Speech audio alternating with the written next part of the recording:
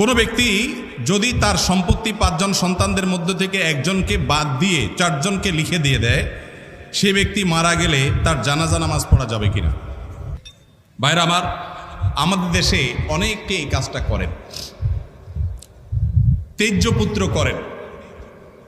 প্রচলিত আইনে তেজ্যপুত্র কোথাও থাকতে পারে, কিন্তু ইসলামে তেজ্যপুত্র বলতে কোনো কিছু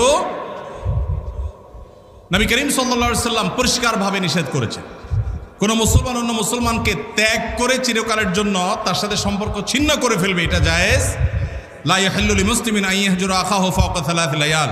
3 দিনের বেশি কোনো মুসলমানের সাথে অভিমান করে সম্পর্ক ছিন্ন করা জায়েজ আছে? নেই।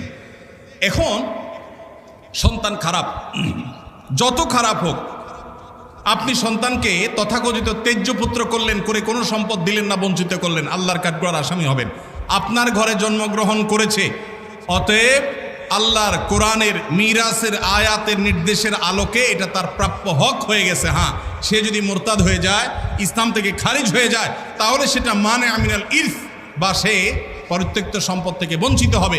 কিন্তু মুসলমান আছে, আপনার কথা শুনে না, আপনার খায় খেদমত করে নাই, আপনি সে অজুহাতে তাকে কিছু দিলেন না, বাকি সন্তানদেরকে দিয়ে দিলেন, আল্লাহর কাঠগড়ায় আসামি হতে হবে, জায়েজ হবে না। এখন এইটা যদি কোনো লোক করে, জীবদ্দশা দিতে চায়, তাহলে সমান হারে দিতে হবে। এক সাহাবী নবীজিকে এসে বলছেন, ইয়া রাসূলুল্লাহ, আমার সন্তানকে অমুক ছেলেকে আমি এটা দিয়েছি। নবী সাল্লাল্লাহু আলাইহি সাল্লাম বলেছেন, বাকি সবাইকে দিয়েছো? বলেন না, দেই নাই। তখন নবী সাল্লাল্লাহু আলাইহি সাল্লাম বলেছেন, ইত্তাকুল্লাহ ওয়া আদিলু বাইনা আওলাদিকুম, আল্লাহকে ভয় করো আর সন্তানদের মধ্যে সমতা বজায়